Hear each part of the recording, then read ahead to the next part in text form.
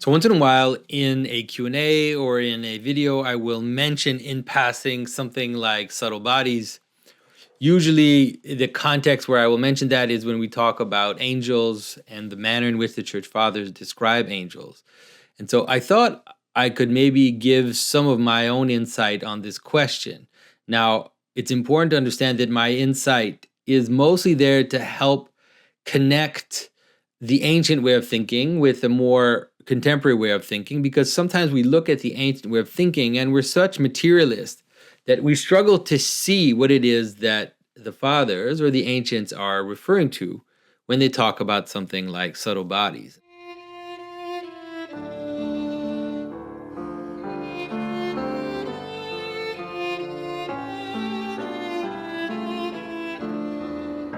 This is Jonathan Pedro. Welcome to the Symbolic World.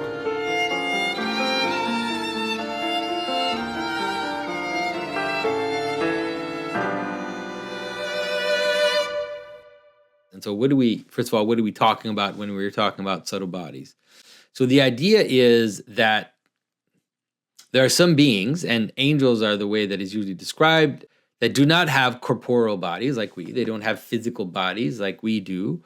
But they're not also completely spiritual. That is, they exist in a kind of intermediary realm in which they have what we could call, or what the church fathers call, subtle bodies. Now, the church fathers don't completely agree on this. You'll find obviously different types of descriptions. And some of the fathers tend to oppose materiality and immateriality very clearly.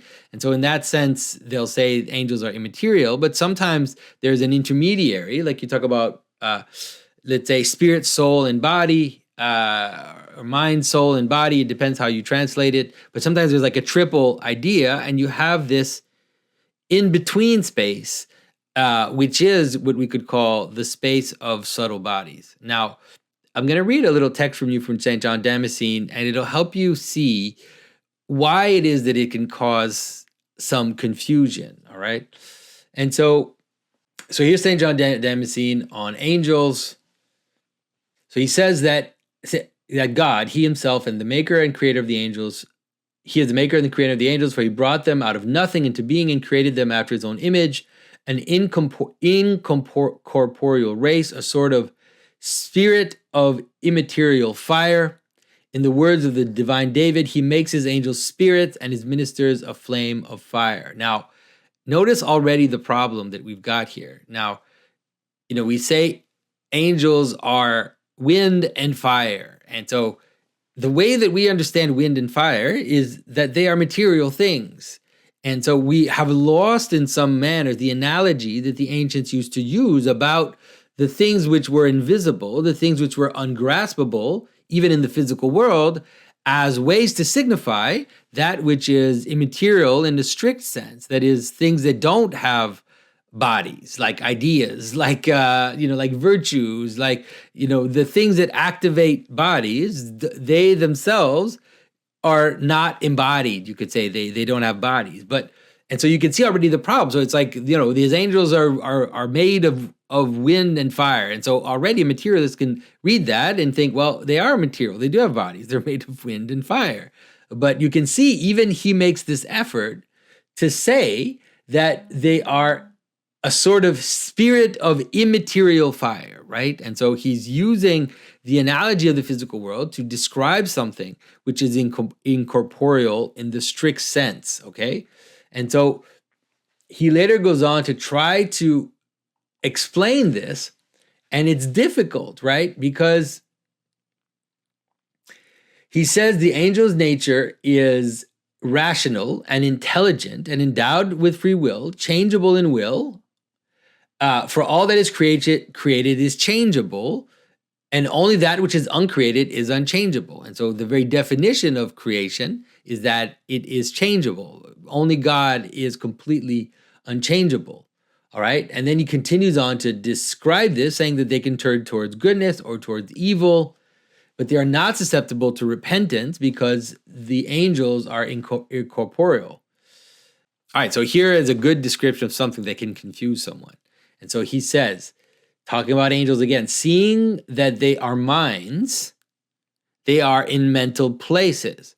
They are not circumscribed after the fashion of a body, for they have not a bodily form by nature, nor are they extended in 3 dimensions, but whatever post they may be assigned, there they are present after the manner of a mind and energized, and cannot be present and energized in various places at the same time. And so, this can cause serious confusion, because you could think, well, that means that you might think that it means that angels are physically located, that they're in certain places in certain time, but that's not what he's saying. He's saying they are in mental places, and they are circumscribed by mental places. And so, the idea, you could understand it very simply that, something, a mental activator, let's say the angel of a virtue, let's say the angel of hope, cannot also be the angel of faith, because they are circumscribed by an activating principle for hope, for that aspect of reality. That is, they're given a role, they have a role in the world to manage certain aspects of reality, and they are circumscribed by that role, not circumscribed physically in the world. But it's because we're so not used to thinking that way, we struggle to understand what it is that we mean. And so, that's why many of the church fathers will talk about the notion that angels have what we call subtle bodies, which is that they're not completely incorporeal. In some ways, God only is completely incorporeal, but that their bodies are not also circumscribed in flesh, but they have more fluid bodies, more subtle bodies. And so it's difficult again. And I one of the reasons why I'm talking about this is because I was reading Perelandra again, and there's some really wonderful, C.S. Lewis's book. There's some wonderful insights in that book, and also Out of the Silent Planet. There's some wonderful insights, but some of them can be very, in my opinion, can be misleading, because the perception of these angels is really uses a lot of material. But maybe he's doing it just because he knows the story and there's no other way to talk about it. But he talks about, beings that are kind of made of light, almost in a physical way. It seems like that's what he seems to be describing, that are kind of like in other dimensions, all of that kind of stuff. But I think that when we go down that line too much as materialists, we lose an understanding of what it is that we can mean by a body of light, or a subtle body. It's like a body of light means that it's a body that projects meaning onto other bodies. It's a body, a spiritual body that is circumscribed because it's doing a certain thing, but it's projecting light on other bodies. It's making sense of other things. And so you can understand, and so we all, all of us have subtle bodies in that sense. All of us also have a physical body, but also a subtle body, that is ways that we influence the world without being directly physically connected to them. And so our very capacity to make meaning is in some ways a form of subtle body. So a good example would be, when you look at, stories of fairy tales or kind of fantasy stories where they talk about magicians who act at a distance, and so you could come up with really elaborate, weird kind of new age, materialist, spiritualist ideas about some like subtle substance, right? Was it Edgar Cayce came up with the idea of ectoplasm, which is an actual physical substance, by the way, which is a subtler physical substance that can make the magician, act at a distance, like all that kind of nonsense. But the idea of action at a distance through a subtle body is something that you do every single day, and it is quite normal. All you need to do to experience it is to, ask your child to bring you a glass of water, and then watch the child bring you a glass of water. That is a subtle body. That is action at a distance through meaning making, through intelligence, and not through actual physical, like physically taking your child to the water and then having them bring the water to you. You are using your subtle body to affect reality. And so that is the best way to kind of understand what subtle bodies are. They're related to meaning. They're related to meaning making, and they energize like a mind energizes a body. They energize bodies to move according to the role that they play, according to the intelligence that they participate in. And so that is honestly like the best way to understand a subtle body. So you can think about subtle bodies, like try to find examples of subtle bodies in the world. And so a story, for example, is a subtle body. A story is not encompassed in the world. You can't, you can write down the story, but even the writing down of it is not the story. The story is a series of intelligent points that are brought together in a coherent whole, and that has an effect on people. And so if I tell a story, I can affect you through my subtle body so that it will change the way that you act.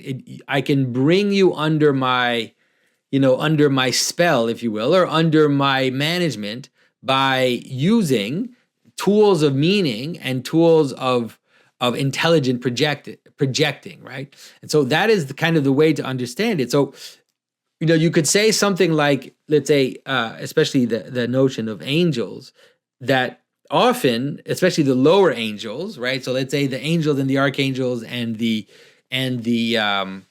guardian angels, we in some ways are their bodies, because they act on us.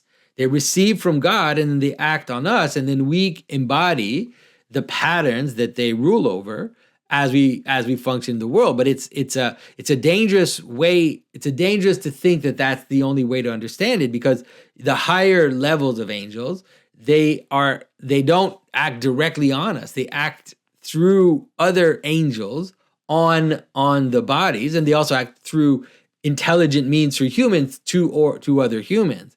And so very, very high angels are so subtle that the type of pattern that they manage is so high that it manages other patterns. It's the best way to understand it. And so it's like one angel has other angels below them, and then those angels also act on the world, et cetera, until you get to the corporeal world, which is managed by this hierarchy of agency. Above it, a hierarchy of patterns that comes down upon reality. And so you could say that all these other levels are in some ways the bodies of the higher beings, but they're not necessarily corporeal. They're not necessarily physical bodies that extend into three dimensions. St. John Damacene says that they don't extend in three dimensions. The angel of hope does not extend in three dimensions. It acts through us, and it finds its anchor through us. But the way that it acts on us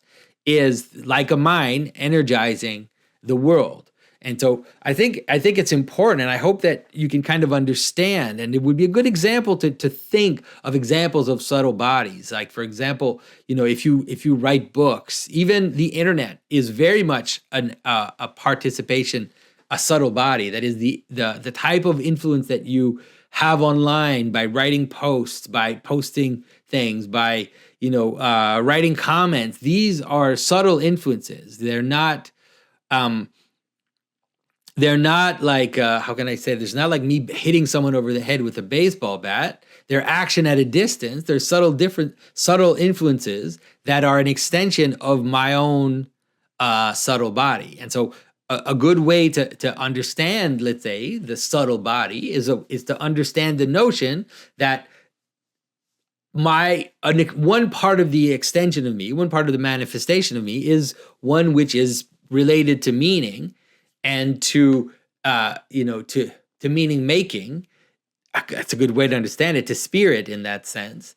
And what's also, let's say, the last part of what I want to say is that, although I'm pushing towards helping you see the difference, right? To not confuse when the Holy Fathers say something like that the angels are made of immaterial fire, to not confuse it with a type of corporeality, in a science fiction way, that, they're there, but they're in another dimension, or that kind of nonsense. It really is about how minds activate bodies.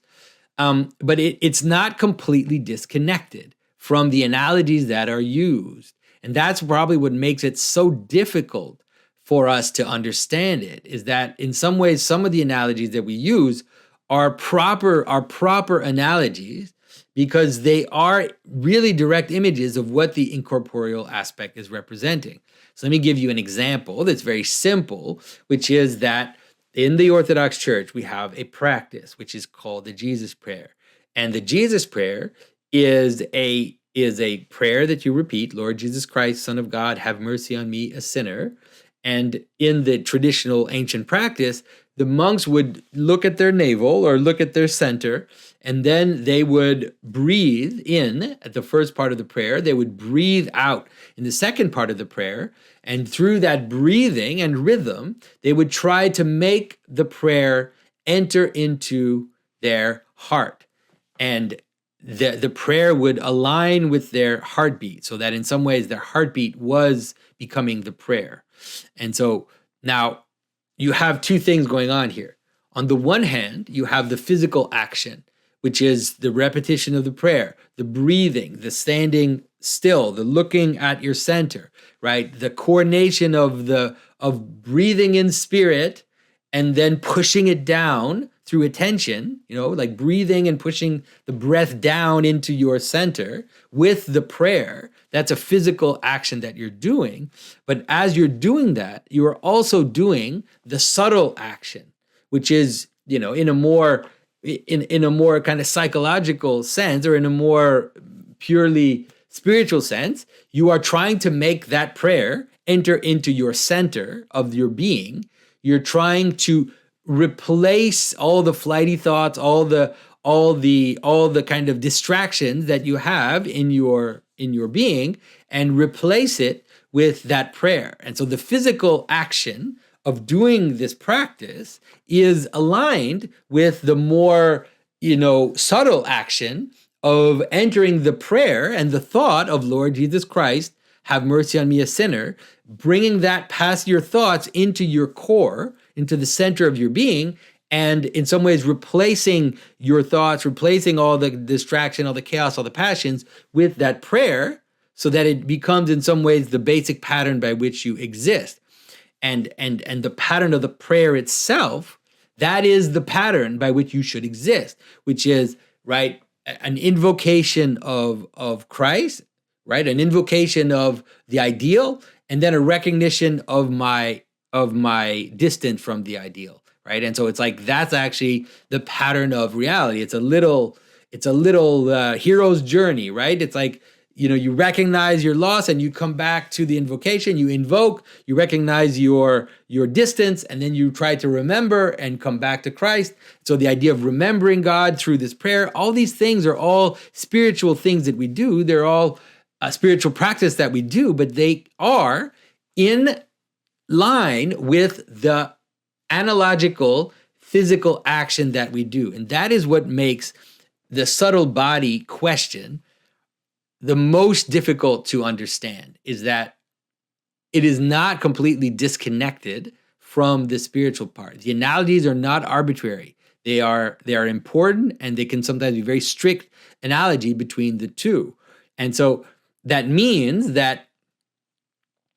some things that might be a little tricky for materialists and modernists to understand. That means that when someone experiences this type of agency, this type of subtle being, it is possible that they experience them in a way that is very close to, or really is a seeing or a hearing or a physical manifestation, because the analogy between the physical manifestation and the spiritual meaning is not completely arbitrary and impossible. So what that means is that it is possible to see an angel.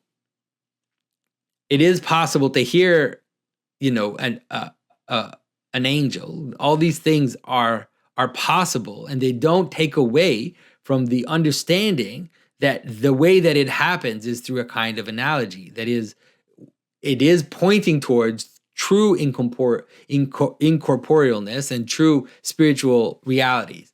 And like I said, I know that last part is the part that might stretch you beyond your limit. But if you can't go there yet, if you can't go all the way there, you might as well at least try to understand the first part. And that, understand that some of these things are documented in the sense, let me give you an example of an interesting documented case. I forget the name of the missionary, but there was a missionary who went, I think it was in Papua New Guinea or somewhere in the third world. I heard this from Paul Vanderklay, and then I found the story later. I forget where I saw it though. So this missionary is there with these people from another culture, like a more traditional culture, and the people from the culture say, the goddess is appearing at this place right now. The goddess is there. And the missionary is like, whatever. And so they like take the missionary to the place where the goddess is appearing. And they're like, look, the goddess is right there. The goddess is there on the beach. And everybody can see her. But the missionary can't see her. He can't see the goddess. And so, you could come to two conclusions, which is one, everybody is delusional. Everybody is having a delusion, okay? You can come to another conclusion, which is that those people have been trained to, let's say, notice subtle patterns in reality through which they're capable of seeing with their eyes, or the eyes of their heart at least. They're able to see the agency manifesting itself in front of them as the goddess itself. And so, all right, so I don't think I've ever pushed you guys as far as I'm doing now. But, I think that meditate on it, think about it, and you'll see that, if you watch the discussion where I've talked about, with Rafe Kelly, where we talked about the possibility of seeing a face in the clouds, and that face could speak to people, and that face could speak to a group of people. They could all see it, and it would all be in some ways a principality communicating with them, and that is completely possible, and that it doesn't contradict a kind of more material causalities. It has to do with the capacity to notice subtle patterns that are kind of manifesting themselves in the world. So anyways, I think I've said enough, and I think I've kind of pushed you enough. Feel free to comment and to engage in the discussion. If you want to also engage in the discussion on the circle community of the symbolic world, that could be fun to do. So I hope you enjoyed this, and I hope that it was at least a little useful to you, and I will talk to you very soon. Bye-bye.